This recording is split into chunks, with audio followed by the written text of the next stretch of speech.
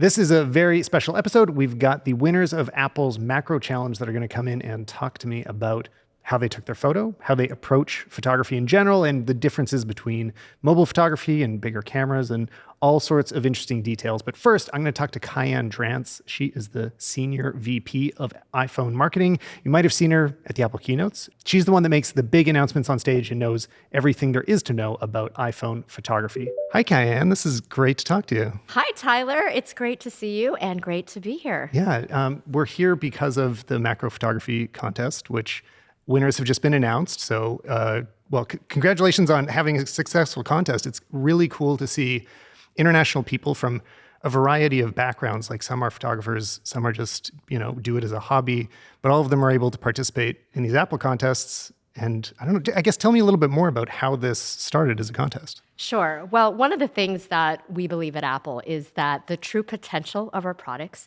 is fully realized when it gets into the hands of our users. And this challenge in particular really showcases that beautifully. As you mentioned, we have people from all different backgrounds, some of them who are novices or just interested in photography to pro photographers. We've got people who are students, graphic designers, engineers, and just from all different backgrounds picking up this iPhone camera and taking part in this amazing challenge.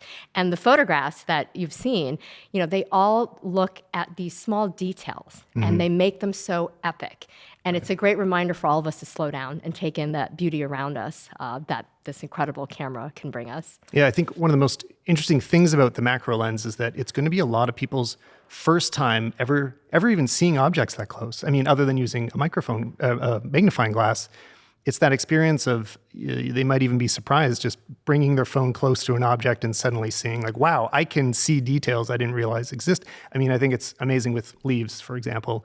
As you get closer and closer, especially if there's a light behind it, you can start to see like the little cells that are collecting light in it, and you start discovering the world. So even if it's not all about photography, you can have this window into another world that you didn't have otherwise. Absolutely, and that's just such a lovely description of it. And one of the things is that macro photography has traditionally been a technique that's been reserved to pro photographers who need to carry around a separate lens or need special equipment potentially. And now on the iPhone 13 Pro, which is our most advanced camera system, but here is this new macro capability that, as you said, you can just bring the camera close, it'll automatically get into that really stunning, sharp focus to be able to take such tremendous detail and really illuminate an ordinary thing into an extraordinary thing. Yeah. As you said, leaves, flowers, the span of things that we saw in the winning photographs just sort of transforms you and really it shows you that detail that, like you said, some people have just never even bothered to look or see before. I mean, macro lenses are expensive. They're like it's hard to access. It costs.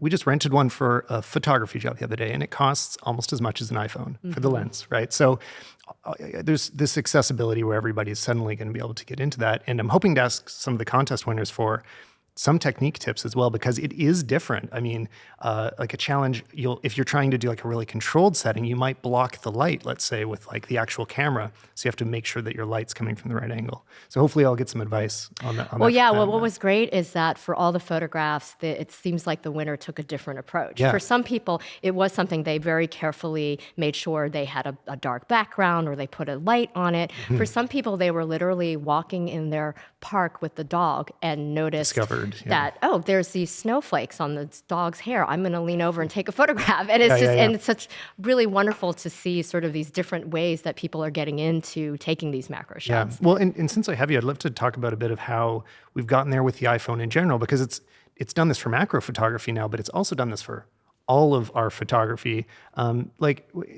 What when you were young before we had digital cameras, do you have any like specific memories of what it was like taking film photos? Because there was this very different approach of like, we would take less photos if we were on vacation. We were much more like, even looking back at memories that my parents were capturing, we just have less of them in total because there was this cost to every single one. And now we've got incredible quality from every single camera that we all have in our pockets. I don't know, like, do you remember what it felt like to have that change?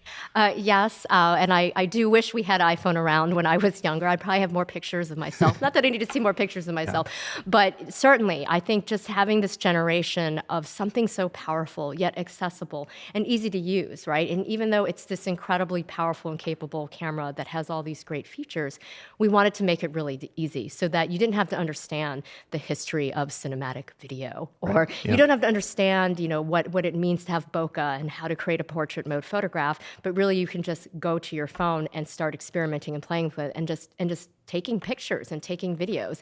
And as you said, sort of, so much of what we do, you can instantly see it, right? As opposed to before, you'd have to, maybe if you took enough photos, you didn't have to wait some period of time for the photos to be developed. And then you might not have as much of a connection to the moment and inspire you to capture more while you're there because you've already passed that moment. Right. And I mean, for me, it was a huge learning. So when I was learning photography was right as we switched from film to digital. And that digital experience is really quick for learning because you're making mistakes instantly. Exactly. You're like, oh, this light behind the person means I can't see them. Maybe I should turn them around. Or, also having a variety of lenses on your phone means you can play with an ultra wide angle or a telephoto, and you have it all to make those experiments right away. So if you ever get a bigger camera, you start understanding this relationship. So something I actually like about what iPhone has done as well is that it takes an approach to those lenses that kind of acknowledges traditional photography. So even calling the lenses the names that photographers do, right? Like the wide angle is the wide and the ultra wide is the ultra wide, which is how we call them. So I don't know. What I like about it is that it gives people a door to any level of photography at any point in the future. They start off with their iPhone and they're actually learning the real principles that are going to propel them forward into either a career or just great family photos too. So Absolutely. And I think that's so well said. And especially now with iPhone 13 so accessible and in the pockets of many people, we do hope folks also seeing the winners' photographs and just being inspired for everyone to sort of go discover their inner photographer, even if it's not something that they've maybe spent as much time in, but seeing how easy it is, how it's the same tool that they have in their pocket that they can now go out. And even with macro photographs, you don't have to go to exotic places necessarily to take phenomenal pictures. It could literally be the plant that's sitting across from you in the room or an everyday object or something that you just have. And hopefully that journey of discovery will be empowered through the iPhone camera. Another thing that's been like evolving with iPhones over the years that makes me love shooting on my phone more than my big camera sometimes is the way that HDR works. So this isn't a brand new feature, it's an evolving feature. So each generation, it does feel a little bit brand new. But there's always this balance too of wanting to keep it feeling real versus, but you're still capturing all the data. I'd just love to know more about how you guys think about that process of like how much HDR is appropriate and like what's the target for you guys? How do you think about it? Sure. Yeah, and it's good that you point out HDR. We have been evolving HDR now in Smart HDR4, really being able to do even more across all the photos that you take. One of the things that is important is, of course, there's all this great technology behind it for Osmos, right? We do our cameras, we design our silicon, the neural engine, we've got software algorithms on top, and it all works together across these elements in a way that really creates phenomenal photos and videos. And we talk about computational photography, computational video being able to do even more than what the camera lens itself would be able to achieve. And we think that's been a really powerful step for us and for iPhone. But on the other side of that is there's always still that human element. And so you have all these great engineering technologies and great processes from there, but we also balance that against just our human eyes and our appreciation for the art of photography and appreciation that these are people's precious life's moments that we're capturing and that we actually still sit down and review thousands of images, looking with our eyes and using that to balance not just the technology, but like, hey, is this going to be a photograph and a memory that you want to keep? Not just an image, but a memory that you want to keep as well. Absolutely. I also love it for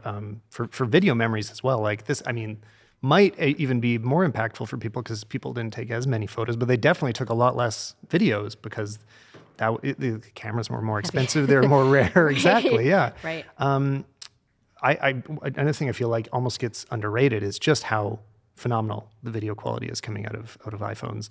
The fact that the HDR has now basically on par. I mean, it feels the same. Like the quality doesn't take a dip when you switch between photo and video, which is really I find remarkable. And that's where I really notice the gap. That if I take a video, it's hard to get that much dynamic range on even the most expensive cameras. Like the professional cameras filming us right now cannot always like get the sky. So we'll take a shot and in the iPhone, we see this beautiful blue sky and we lose it. I don't know, I guess talk to me a bit about like that kind of video quality, which works with all three lenses as well, kind of matches seamlessly as you switch between them.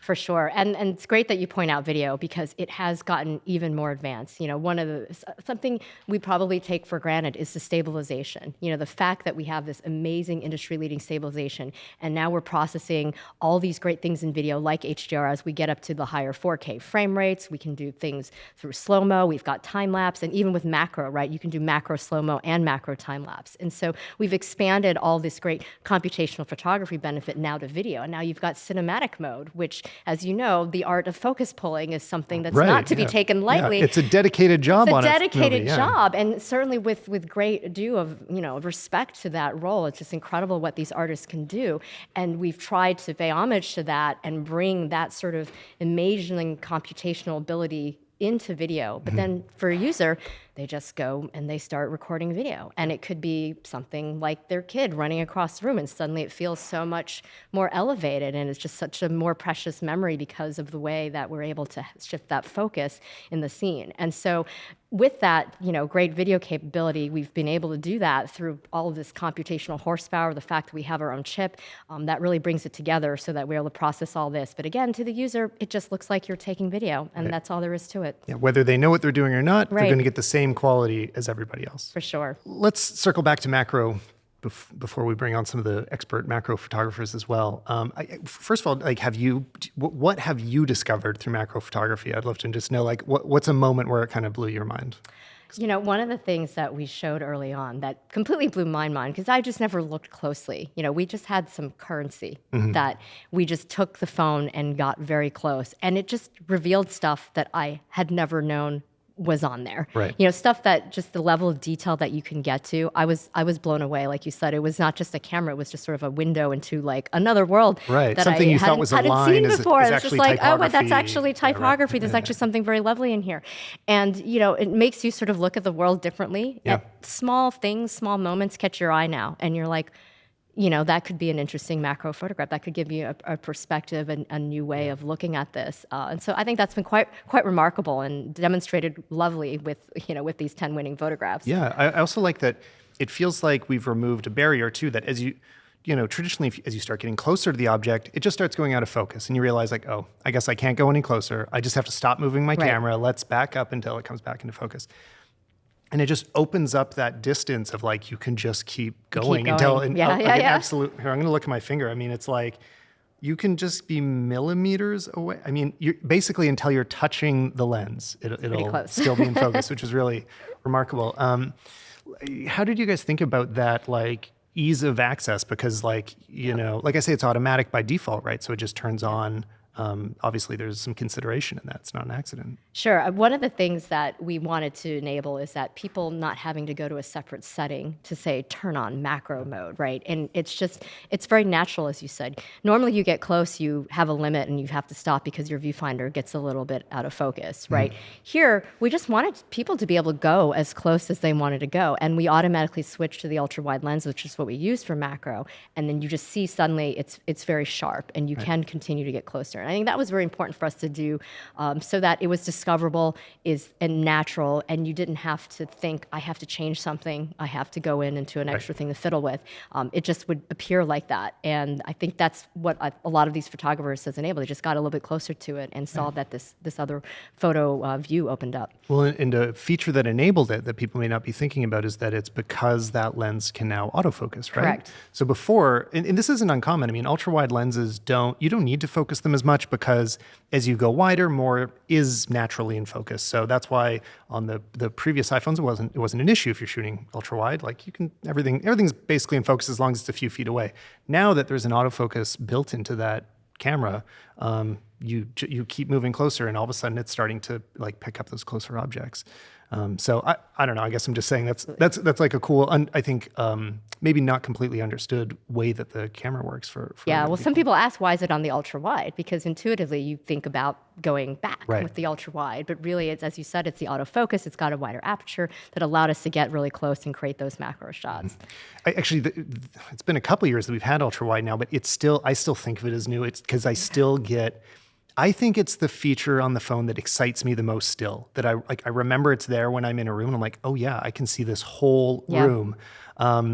How do you guys approach it? Because also it's an extremely wide lens. Like if I compare it to other professional ultra wides, is it around 13 It's millimeters? 13 millimeters, yeah. Which is incredibly wide. Like that has traditionally been a rare lens. Ultra wide is often like 16 millimeters.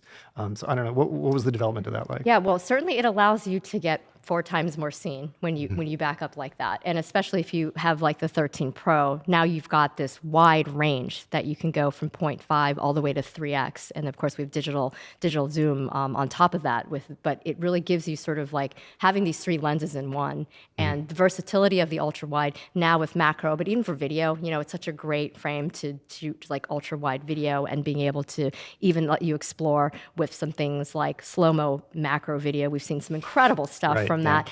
It's just another outlet of a great creative tool that you have. Actually, and that's a good tip that I've experienced, is when you're shooting macro in video, it's really challenging to hold. Every movement of the camera is very visible because you're so close to the object. So as you move around, I found that shooting slow motion like that helps you stabilize it a bit. So if you're feeling a little shaky, or let's say it's a flower and it's blowing in the wind, the slow motion will prevent it from going in and out of frame, being in and out of focus. That's a good tip. Yeah, so if you just shoot a few seconds of 240 frames per second, it's like you got it. Yeah, there's going to be a moment. And it's perfect for small, subtle movements, something like that, so close as well. Yeah, absolutely. And so another thing that's kind of always, I guess it hasn't always been there, but at this point, all of the cameras on the iPhone have, I think, all of the same capabilities too, right? Like I don't think there's any features that are still missing from any of them. So like as the user, you don't have to have that consideration of like, oh, when do I even need to switch lenses? Like you can typically just move in and out. And now that we have both that extreme range from 0.5 to 3 times, it's a huge zoom range, and that focusing ability, this sort of removes all the barriers of like, if something's far away, you're going to be able to capture it. If something's close up, there isn't that. If you stand in one place, you suddenly can be seeing objects from an enormous range. Actually, that'd be an interesting thing to play with, is take a macro photo and then move all the way out to like, how far you can see. Yeah. Because it's really like that would be really cool. amount. Like start far away and then just kind of move in all as the close way into as the you can ladybug get. that's on the leaf. And you'll see such a different angle for every shot like that. Yeah. And I think anybody that hasn't tried that, try to like look for one scene where you can find all of those elements in one area, because I think something people often do when they're just starting with photography is zoom a lot. They'll kind of stand in one place and just like zoom in and out. But if you play with one lens, let's say the ultra wide, and just like stick to that lens for a whole day, you can start discovering whole new ways to shoot that you've never even played with before. So yeah, that's a great tip. Just being able to, even in the same spot, try different things. Or like you said, just go out on a day with the ultra wide, and you'll probably see a lot of creative inspiration from that new point of view. And maybe it's not one that you've normally used a lot, but it's there. And I think the macro challenge also sheds a little bit more light on the ultra wide and what its capabilities are, coupled of course with the rest of the camera system, which, as you said, allows you to do so much already. Yeah, absolutely. Well, I guess that's a great point to jump into our interviews with the winners. And thanks so much for chatting with me, Kaiann. Awesome. Thank you so much, Tyler. It was a pleasure. It's awesome having Kaiann on. She knows everything there is to know about the iPhone.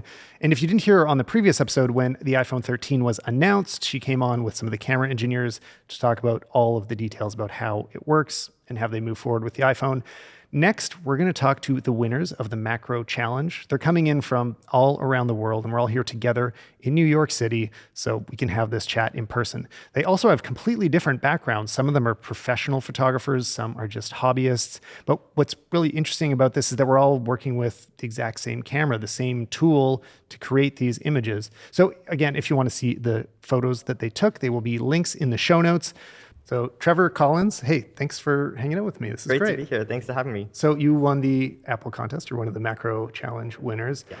Have you entered contests previously? Have you won contests before? I really did not submit to really anything before. This was definitely one of the first. I thought, might as well. I took some pictures that I really enjoyed and see what happens, and I guess it worked out pretty well. No, absolutely. I mean, it's like an inspiring. It's good encouragement for anybody to enter contests. Definitely, yeah. I say like, go for it. Anybody, totally, go for yeah. it. Yeah, and I mean, it can be even helpful in like learning new techniques that maybe you wouldn't have thought of trying on your own, because all of a sudden it's like it's like a school assignment, right? Like, why don't you try doing the specific thing and then you kind of work at it? Right. What was it like getting your shot? Like, how did you take the photo that you did? And by the way, if anyone wants to see the photos, they'll be in show notes, so you can check them out. Yeah, it was a really spontaneous moment. It was, at my desk, the light came in, it was golden hour, so it was only a few minutes of really that kind of really orange light. And I just thought the plant I had on my desk looked really cool, and I just kept capturing and seeing what I could get and get a ton of detail since it was being kind of illuminated from the back. And so it was really a fleeting moment. I think that's actually, that is a fantastic tip for anybody that wants to take those kind of leaf or plant photos, is when the light comes from behind, instead of trying to light it on the front, there's like this glow to it. Yeah. As opposed to, it's totally different and actually worth trying to see both, like put a light on the front, put it in the back, and you'll realize like, wow, there's something different going on here. It almost shows like it's translucent or something. It really makes it come to life. An iPhone becomes the best camera a lot of us have had for the first time. Right. Do you use a bigger camera sometimes, or is the iPhone like your go-to? Yeah, I used to use a bigger camera, but I would say every year passing, I use it less and less just because I always have my iPhone with me, and it's obviously a much lighter device to carry with me. And so having the versatility of the lenses too is just so easy to flip between and get different compositions. Right, for sure. Are there any particular apps you go to? Like, did you edit this photo? Do you often edit your photos before you post them? Yeah, I definitely edit my photos. This one I edited a little bit. I did some retouching in Pixelmator and then just some tweaks in the Photos app. But I definitely like to frequent the VSCO app for some color edits. And then I also use Lightroom because I love their perspective tools. Sure, yeah. VSCO is still my like go-to for the presets especially. They understand what film looked like the best, I feel like. And then I think, you're also right that like Lightroom and Pixel, I mean, both. So Lightroom is the other one. I don't use Pixelmator that often, but Lightroom is just so deep for its ability of like, you can really do everything in there. If you can think of it, you can do it. And did you use more than one on this? Like, was it pixel? Like, did you put multiple layers of processing? Or for my image, it was just a little bit of retouching in Pixelmator and then some edits in Photos. So I didn't quite use Lightroom or the other apps for this one. Didn't push it as far. I mean, which I think is something that's interesting about all the winners, is that they're all like, they feel pretty natural of what comes out of an iPhone, which is pretty cool, because most people don't filter their photos. Most people just like take what they got and kind of work with that.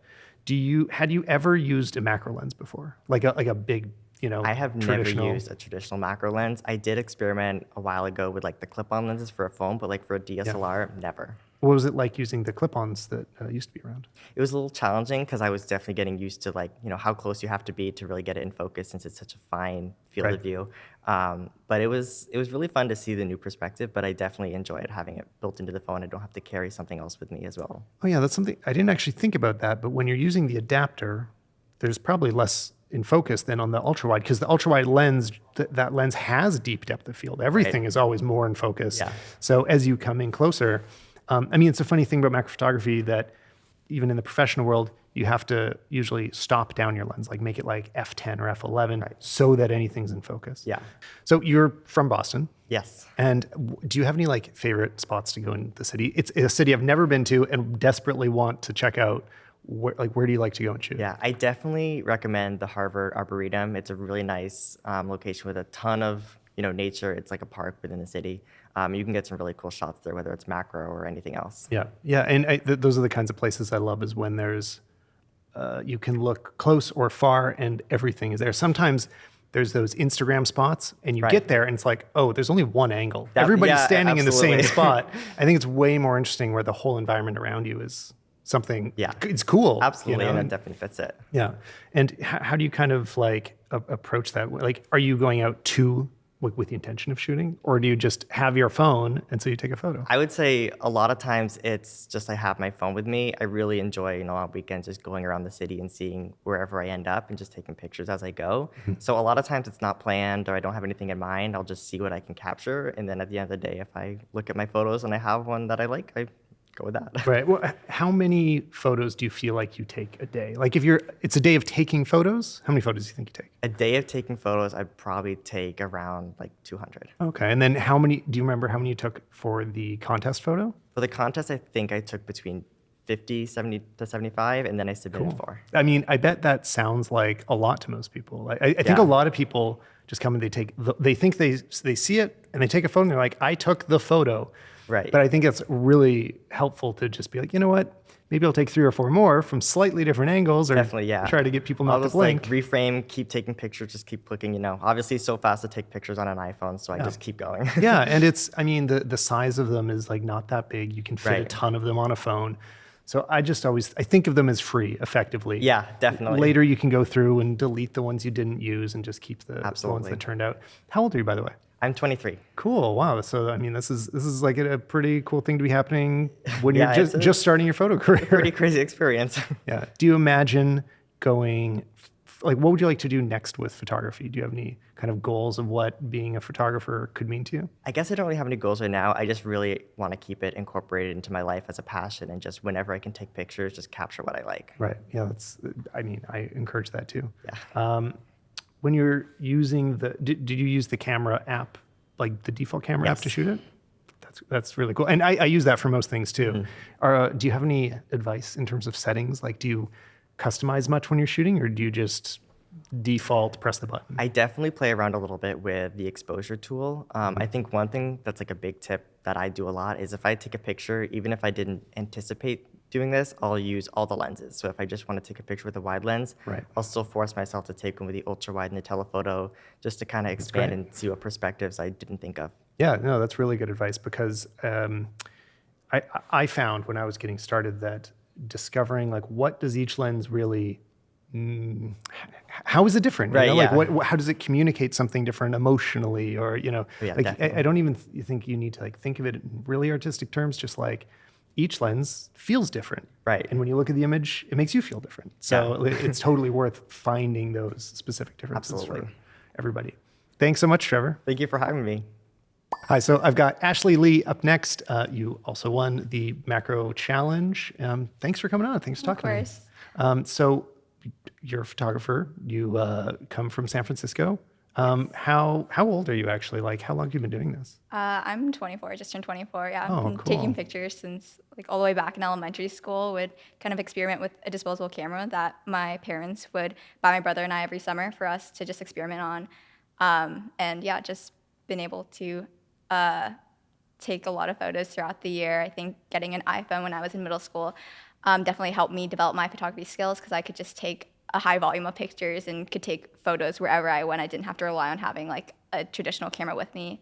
And then when I was a freshman in high school, that's kind of where I got really into photography and would use like a DSLR camera as well to take pictures. Oh, cool. Good to know. And by the way, I recommend anybody doing a disposable camera experiment because they're still fun, Yeah, even for when we sure. have iPhones, something completely different to it. For anybody that wants to see your photos, what is your Instagram account? It's ashley.photo. That is very simple. Good finding. Yeah, no, of a got lucky. Good I feel handle. like I claimed the title early. Yeah, that's nice. So you have been taking photos before. You said you've worked with some bigger cameras. Had you ever used like a large macro lens before? Is this the? I have used a macro lens. Oh, I cool. don't use it too often. I think the iPhone just makes it so much simpler, so Right. haven't used it in a while. And the photo that you submitted was some strawberries with bubbles all over them. It's hard to tell exactly what's going on with it. I know that like I'm imagining it's a carbonated drink or something, but like describe the shooting process. Like how did you take the photo? Sure. Yeah, I think with the COVID-19 pandemic, I've been stuck at home a lot more, and so have been kind of experimenting with taking pictures of just things I have around the house. So when I saw that Apple had this macro challenge, I walked into my kitchen, opened my fridge, and saw that we had some fruit and some cans of soda. And I had seen previous photo concepts that had kind of combined the two and created a really interesting photo concept. So I decided to try it out for myself using the iPhone. So I also grabbed like a clear vase and a piece of black paper to use as the background. Right. And poured soda inside the vase and dropped the strawberry in, and just waited, and the bubbles formed. It just happened. And then got the photo with the iPhone. Amazing. Were you doing anything intentional for lighting, or did it just No, yeah, it's just natural lighting. by a window or something? Kitchen house good lighting. Yeah, cool. No, it turned out. I mean, I think something that you did that turned out really great is the fact that there's the bubbles is so much of why it becomes interesting. Like if it was just floating in still water, the water would become invisible, right? Yes. So instead you've got this like extra texture to it where the light can kind of sparkle on it. Yeah, I think it like adds a lot of dimensionality to it, and it makes the photo feel more three-dimensional. Yeah. And when you're taking photos like that, often are like how often are you planning? Do you do other photo shoots since the macro challenge, or is it like often just sort of discovering things around you? Yeah, I think a lot of it is just experimental. Sometimes I'll be like, oh, it looks like today's gonna be a good sunset, so I'll like go to the beach and take pictures. But other than that, a lot of it is just more spontaneous. And if I see something that seems like it'd make an interesting photo subject, I'll grab my phone or camera and take a picture of it. Cool. Do you go places with the intention of like you just spend the whole time shooting photos, or is it just kind of capturing life that's already around you? Yeah, and I think a lot of it is just capturing life and just capturing memories that are happening. Yeah. Awesome. What did you actually take the photo with? The default camera app that's just like built into the phone, I'm guessing? Yes, so yeah, I just use the photos or the camera app. I think the iPhone does a lot like of it for you. It's just Right. very automatic. You can just kind of bring your phone up to whatever object you want to take a macro photo of, and it just switches to the lens and just snap a picture. Yeah, no, that's kind of the nice thing I find too. Like we're using cameras right now to film that have all these settings, but you don't need to fiddle with them and you're still going to get a good result. Yeah, So, exactly. iPhone makes it very simple. Yeah. Did you do any editing to your photo afterwards? I did, yeah. I just used the Photos app on the phone. I think Oh, the nice. editor makes it, again, very easy to use because you can just slide and adjust the settings to your liking. If you don't like the changes, you can very easily just revert the changes. And I think the edits really enhance the photo and kind of make like the bubbles and everything feel more like defined. Right. What are some settings you like to play with?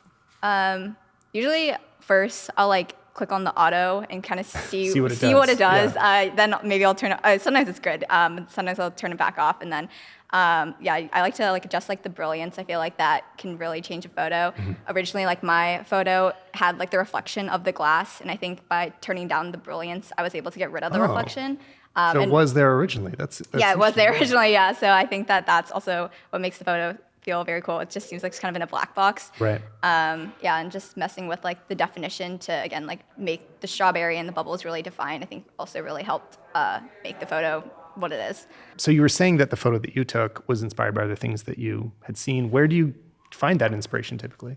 I think I look at Instagram for a lot of my photos. Of course, yeah. I think just following people who take different kinds of photos, or if like I like to follow people who are in San Francisco because they can help me like discover other places to take pictures of. When you're taking iPhone photos, do you have any advice, any tips or tricks about that other people could use to make your photos turn out a little better? I think just being very experimental and not being afraid to take bad photos is a good tip. I like to kind of experiment with the different lenses, like taking a zoom picture, taking a macro photo, and seeing how that changes the shot. I think the iPhone is great in that it's also just very small and like lightweight, so you can just really stick it in random places Right, yeah. and try a lot of different angles. And I think that by just experimenting, a lot of the times you can get really interesting photos that you maybe didn't expect to take. Yeah, and I mean, it's sometimes with a bigger camera, you actually can't put the Exactly. camera there. It just does not fit in the space. Or another example, if you're shooting overhead, a bigger camera is heavier to try to like hold and get it straight. The iPhone will have that little like crosshair that Exactly, like, helps yeah. you line it up. So yeah, it can like you said, do a lot of the work for you. Do you play around with the video settings on your phone at all? Do you take many videos? Take videos sometimes, definitely not as often as photos. I do like taking, or I have like the live photo setting like always on my Okay, phone. yeah. Just because I feel like sometimes you like maybe just miss the moment and the live photos will capture it. And sometimes the video is fun to watch just because you can see where you like freeze frame the moment. So sometimes I'll create videos from like the live photos I take. Oh yeah, actually, I'd like to know more about how do you use the live photos? Like, do you watch them as a live photo, or do you like extract it into a video later, or do you choose a different frame to become the photo? Like, what's Kind of depends on the photo. I think Right. like Just more versatile. Yeah, one that like I recently took was like seagulls were just like flying everywhere, and obviously they're moving really, really fast. Yep. And so I took a whole bunch of pictures, and then I would just like watch like the live photo. When you take like multiple in succession, it will just like combine them all into like a really long video, and just see if there's any frames that make a more interesting photo, or see if the video looks really interesting as well. And I think just seeing the movement too of the video can make the photo like they complement each other well. When you see a potential photo that you think you're going to love, how many photos do you typically take of it to make sure you've got it? I think it can really vary. It can be one and done. Sometimes it can take like hundreds of photos. It really depends on the shot. For this macro challenge, I think I took around like 20 to 30 just because the strawberry, or my pictures of the strawberry and the soda, and the strawberry would be like bobbing on the water, so it's Right. moving, and obviously my hand is not also the most steady, so just taking lots of pictures to make sure that the photo would be the sharpest it can be was effective. Amazing. Cool. Well, thanks so much, Ashley. I really you. appreciate you coming in and Yeah, it's nice to meet you. sharing your tips. Of course. All right, next we got Guido Casanelli. Hello. Hello, good morning. Good morning. Welcome to New York. It's great Thank to you for meet having you. me. Congratulations Thanks a lot on for the this. contest. So, just to start, tell us a little bit about yourself. How long you've been doing photography? Well, I've been doing photography since I started surfing like 15 years ago. When you play a sport in nature, you realize how beautiful is everything, how to watch a sunrise or a sunset. And when I finished school, like 4 months later, my mom, for my 18th birthday, she gave me a small camera and I started shooting. Amazing. Yeah. I mean, there's a reason that surfing is in a lot of commercials because like it just looks good, right? It's a beautiful subject no matter. And feels where you good. are. I've heard. I mean, I haven't done it myself. You got to so- try. Yeah, I look at everybody doing it. And I'm like, this seems fun, but then I'm too busy with my camera gear and I don't swim out into the You water. got to But make some time for enjoying surfing. someday it will happen. I will teach you. I'm a surf instructor. that'd be amazing. Well, where are you from? I'm from Argentina. I was born in Mar del Plata. It's a small town, like 4 hours away from Buenos Aires, and it's beautiful. I can imagine it's beautiful. I got to pull it up on Google and then I'll know. And your winning photo, which if anybody wants to see it, is in the show notes. What is it of? I can't entirely tell at first What do you look. think it is? I mean, it looks like blown glass to me, like It's sea glass. sea glass. Oh, Yes. right. It's So like blown small by nature. pieces of windows or jars Yeah. that travel a lot of miles in the ocean to reach beaches of the world. And the shot was taken in Italy, in a small place called Soagli. The town is full of colors, so I think that emotional baggage is on the photo. Oh, and was it just discovered? Did you just find them as they are in the photo, or did you prepare them in a precise I was way? just enjoying a sunset, walking on the beach, and I just collect some pieces. And yes, I think I had to try with the new 13 Pro Max and in macro mode. And I just dropped some water from the ocean to pop the colors and to make that surface tension you can appreciate. And it turns out great. Yeah, there's something very interesting that happens when any surface gets wet. Like, I don't know, we're renovating a house right now and we're like staining our deck, and just like putting something wet completely changes the like brings out the texture, darkens the colors, makes them richer. So that's an interesting difference because it would be a completely different photo. Yes, if it's dry. Yeah, absolutely. It'd be a lot more Absolutely. like pale. And the special detail is that the sun was very close to the horizon. So when you put your phone above the sea glass, the sun rays infuse the sea glass right. because it's on the right. Well, and that's a challenge with macro photography sometimes is where the light's coming from, because if it's behind the camera, you're just shading it as you put it over top. That's true. So, I mean, we were talking about plant photography before, and then it's nice when it comes from behind. But yours is just coming hard from the side, Yes. no modification. It's just, And it's shining on the ocean. yeah. So it's Oh, right. good. Yes. So there's like that bounced light coming from the water A as little well. bit, yeah. No, that's amazing.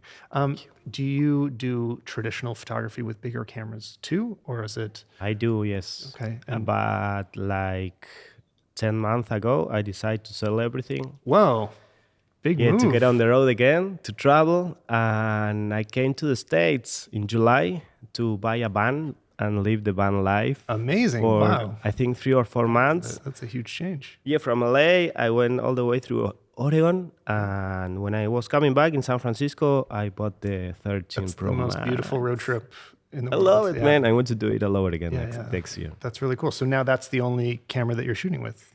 Yes. What do you miss the big cameras? I mean, or is it just a relief to get rid of them? Or there must be some moments where you're like, oh, this would be great for, You know, when you're traveling, every pound counts, yeah, and the iPhone just do it great. it's not even a pound. So Yes. And you got it on your pockets every time, so it's like, whew, yeah, of you're ready course. to go. The fact that it's available makes a huge difference.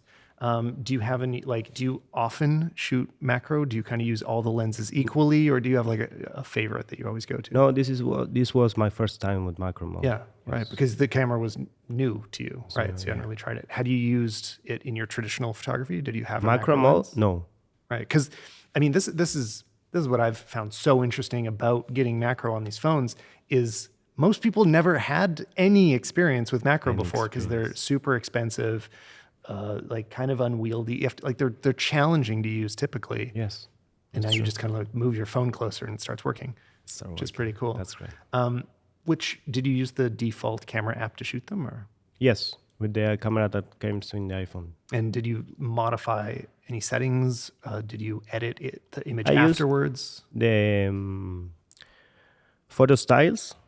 Oh, okay, in the cool. camera? Yeah, which is a new feature. So a new I feature. think people are still trying to figure out how they want to I use it. love it. It works really good, really good. Right. I love to bring up the warmth a little bit. And I also use the photo filters, the first one, and it just turns out really good. Oh, that's cool. So it was modified, but before you took the photo, so you could see Yes. what exactly how you're taking it instead of changing it later. Because the light of the color of the light from the sun, it gets a little bit of warm. Right. So you had to correct that Yeah. in order to appreciate what you are seeing or photographing. Perfect. So you travel a lot. I mean, I love traveling too. Tell me more about it. I mean, I could ask you why you love to, but that's usually self-evident. But like, what are some things you really love about traveling? I love to travel because you are constantly like exposed to different feelings, to know new people, new places, landscapes, new food, and I just love to put my clothes on a suitcase and start to a new destination. It's a great feeling. Are you often traveling by yourself? Are you alone when you travel? I love traveling by myself. Wow, yeah. it's a very different experience. Yes. I love to travel with my friends, with my family, with my girlfriend. Yep. At the time, I'm Yep. single now. Sure. But yeah, I really enjoy traveling alone. Sure. Yeah.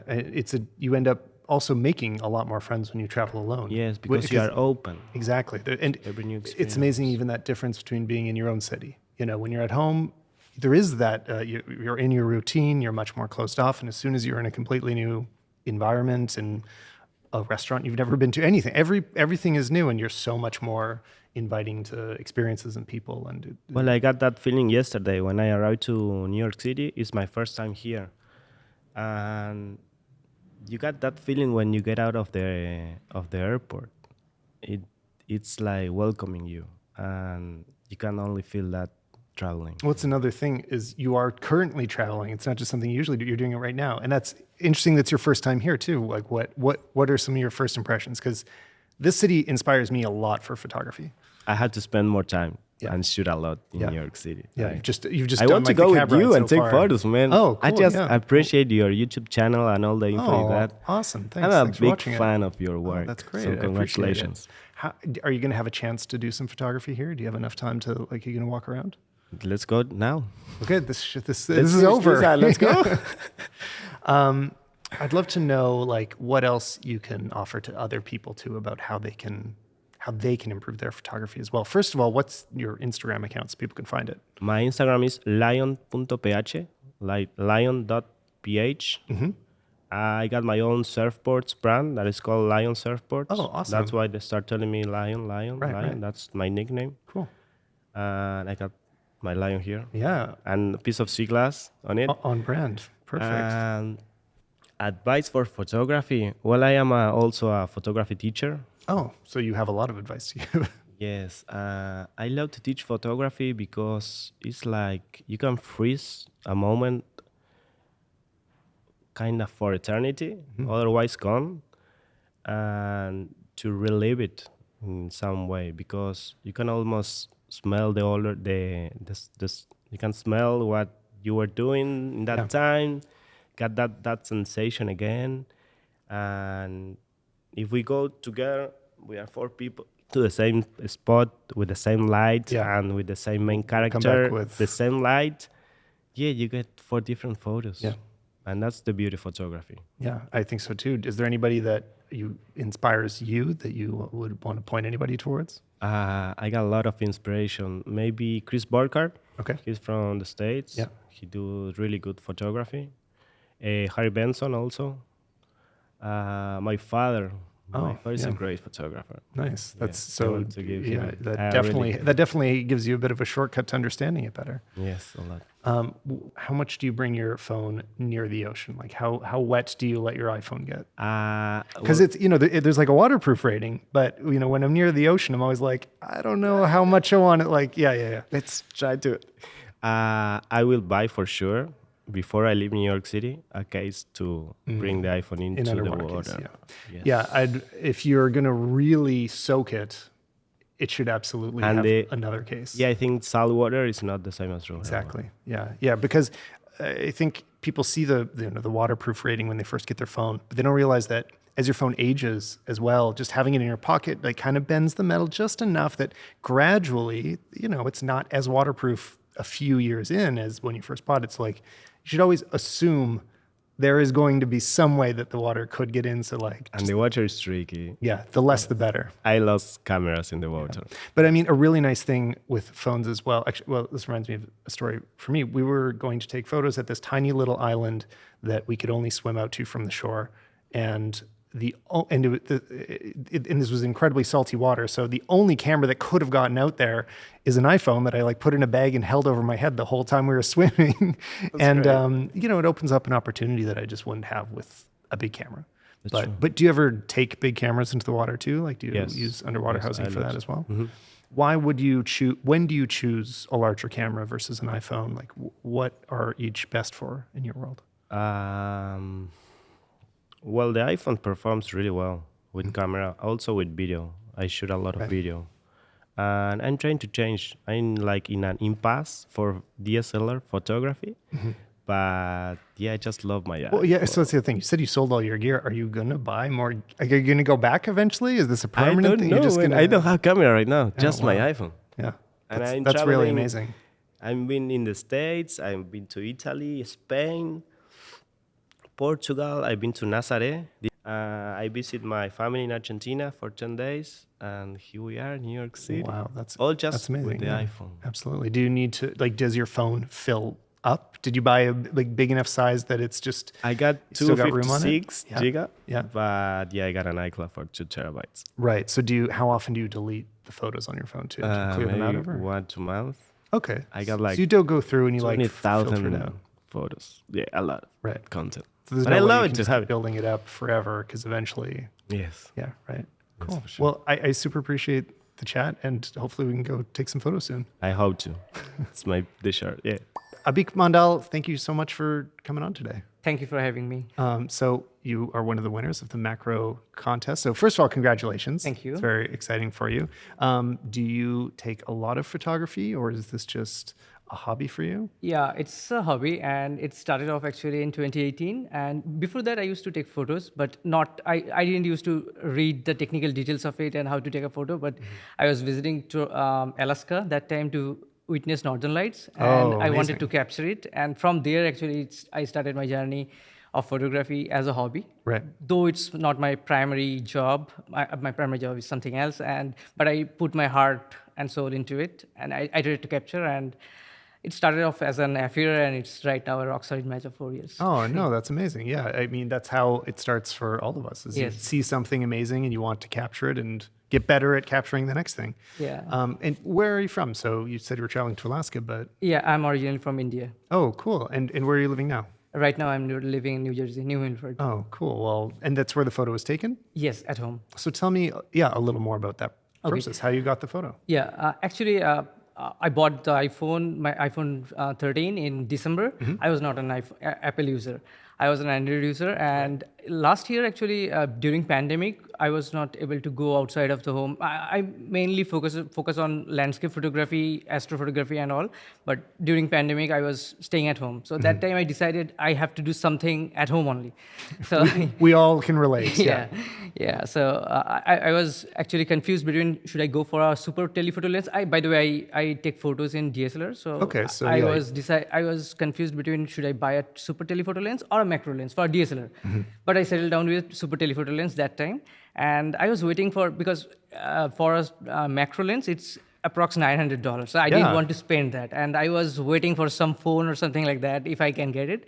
And Apple launched it in October, and somehow I bought it in December, and then I started macro photography. Yeah. So using for the iPhone. price of a macro lens, almost you can. Yeah, You know, it's- exactly. And the thing is, that's what I was mentioning to someone that right now, nowadays, actually, all the smartphones have evolved their cameras in such a way, and they are putting all the cameras, I mean, super telephoto lens, regular lens, and right now iPhone has macro lens. So Yeah. in a single device, and it's a super light. You can Yeah. carry it everywhere.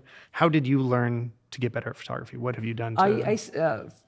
As I said, honestly speaking, that I started off with a DSLR. So I started learning about all the manual things and all the technical details like exposure, ISO, and everything I started learning. Was that from YouTube videos or Yes, books? yes, or? yes. Self-taught YouTube Okay. videos and internet articles and everything. And the best part of iPhone, or means any phone actually, any smartphone, is that you do not have to worry about the technical details. It takes care of it, and you just tap it and get your photo. So it's easier for everyone. Means Right. who are interested in photography, they are anyways will take it in manual mode. Like probably I do that like that way, but. For everyone else, like my wife, she doesn't want to learn all the technical details, so she actually takes Most people don't. Yeah. Well, and if somebody is looking to get into bigger photography eventually, there's lots of apps out there that expose all the settings that the iPhone camera is using, right? Right, So right. you can tell, here's my shutter speed, here's my ISO. Right. Because you don't have to know what they are. Right, but right. You can start making fast mistakes. Right. So you just experiment and see what comes out of it. And the autofocus feature of it. Sorry to cut you off, Yeah, but yeah. just to add, the autofocus feature of it means you just click it on a certain point and And it focus gets it. and it gets it. And it tracks. Yes, Yeah. yes. When it comes to macro photography, Yeah. are there any specific challenges, anything that is, harder than if you're taking, say, a landscape or? I get this question a lot actually, because I was explaining yesterday to someone that for a landscape photography or any macro photography and aerial photography, I will say these two genres are a bit different because you do not see the perspective. Because for landscape photography or street photography, you have the frame in front of you. But for aerial photography, until you fly a drone, you do not know how will it look from an aerial view perspective. Right. From macro also, until you get up close to a object, you do not know. Means it opens a new world when you get close to a object. Yeah, So- I'm just looking at my hand now, realizing I can't focus as close as the phone does. Right. Like, I think my focus goes out maybe Right. like 3 inches, but the phone's going to focus up to a few millimeters. It goes I incredibly think close. it's half inch for iPhone. Yeah. Right, yeah. I tried. I didn't try. Means the specification I read it's half inch, but I actually while taking the sunflower shot, I was getting close to it. I didn't. Of course, while you are taking a photo, you do not measure the distance. You are just Of focusing. course, on yeah, it. just guessing. But So, yeah. well, there's also a way to, if you want to get even closer as well, there's an app called Halide that has like super macro that'll kind of like crop in a little bit more and like enhance the sharpness of it. That's actually just Oh, I didn't know about it. I Yeah, didn't know- it's cool. nice to know. So, what is the name of the app? Sorry. Halide, so Halide, and Halide. it's it just offers it pushes the macro further, and it's doing some cropping and stuff. So like, give up a hair of image quality, but it looks it just makes anything I'll that you're try looking out. at up I'll close. definitely try out. It's totally worth Thank playing you. with. Yeah, yeah. Thank you. I'll do And speaking of apps, did you edit the Yes, photo at all yes. afterwards? I do post-processing. I generally, I used to prefer Photos app. I have Adobe Lightroom as well, Oh, the great, subscription yeah. of it. So either or. It's not, there is no rule that I will be going to use it in Photos app or the Lightroom app. This particular photo was edited in Photos app, by the way. Okay, but you're editing on your phone? Yes, in phone. on Okay, phone cool. itself. And I yeah. have the Lightroom mobile version as well. So Oh, yeah. okay. So what did you do to this photo? means editing. Yes, Yeah. yeah. So I used the sharpness and I played with the color, means the saturation of it, and increase the highlight. Down the highlight a bit and increase the shadows. And Right, yeah, yeah. like that. Yeah. I think that's I actually try a- to keep it simple. Yeah, of course. I mean, the most basic changes will often make the biggest Yeah, yeah. impression, like exposure and white balance. Right. If you just play with those, get those right. And I'd actually say, like, a common thing that I see a lot is a lot of people could expose a little bit darker than they typically do, like bringing either, like you're saying, the highlights down or the right, midtones a right. little bit down. Right. Often people are just they're trying to. They feel like brighter is better. Right. But sometimes it can feel richer and the colors Right. come out more if you just Right. go a Put little. the highlights. Yeah. Right. Yeah. It depends on the taste actually of the person who is doing it. I love to a little bit underexposed. I love that. Right. Yeah. Nice. And also with the highlights, especially, that's the middle can be wherever you want it to taste, but I love to not have the highlights pure white, Right. so that they aren't the same as let's say, the background color of the iPhone app. And a lot of the reason of that, or why I think about it, is that when we would do, say, film photography, and if you have a print and you put it on a white table, you can see the print on the table. There's a difference, right? Right. Whereas if you Absolutely. if it just disappeared into the table, you can tell it's fake. You can tell it's digital. So Right. I don't know. I agree with That's you. how I think of agree, it yeah. anyway. What inspires you for photography? Like, what do you see that makes you excited to go out and take more photos? I actually used to follow a Nat Geo, and some of my photos were actually published in Nat Geo. Oh, I wow. follow. Amazing. I love actually. I love astrophotography more. Mm-hmm. The best part of that, and I follow Babakta Freshi from Nat Geo. Oh, so okay. And I love that person. Do you take night photos on your phone as Yes, well? yes. That's been one of the Yes. best features. Is those In long fact, I exposures. bought this phone. I got the phone in my hand on 22nd December, if I'm not wrong. 26th December, I was in the city, and I took a shot of Empire State Building that was lit up in red, green, and white, the Christmas Right, color. yeah. And I took the shot. It was a 3 seconds exposure. I was holding it in hand. Yeah, no and tripod. it was without a tripod. You're right, and it was super sharp. Yeah. I was like 3 Ow. seconds, and I'm holding it in Yeah. hand. Oh, wow. There's this amazing thing it seems to do where it takes some kind of first photo of the brightest parts and gets them sharp. And you can see it happen if you take a really long exposure. You'll see all the brightest things just pop into focus, and they are now sharp. And then gradually the blacks, the dark part of the image, slowly get more exposed and they start to raise up. Right. And it's kind of filling them into just I don't know how it works, but it's completely different Absolutely. from a regular camera. A normal camera is not like that. Yeah, in normal camera, actually, I'm sure you tried that. If I go below 120 seconds shutter speed, Yeah, it's blurred. shaky, it's Always blurred, blurred, or it's blurred. But here, I am holding it in my hand with 3 seconds exposure, and Yeah, I was doing oh that my last night God. actually, just as we were walking around the streets. Yeah.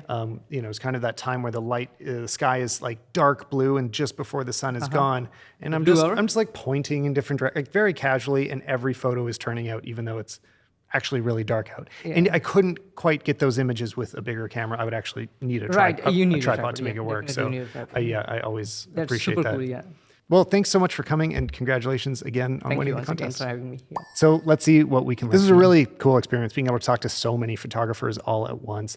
And like a reminder that it's not just the professionals or the YouTubers that I have on here that are creating the work that we love on Instagram. Like, it's you guys. It's just like normal people that pick up a camera and follow their passion. So hopefully you learned something today. I'll see you guys in the next episode.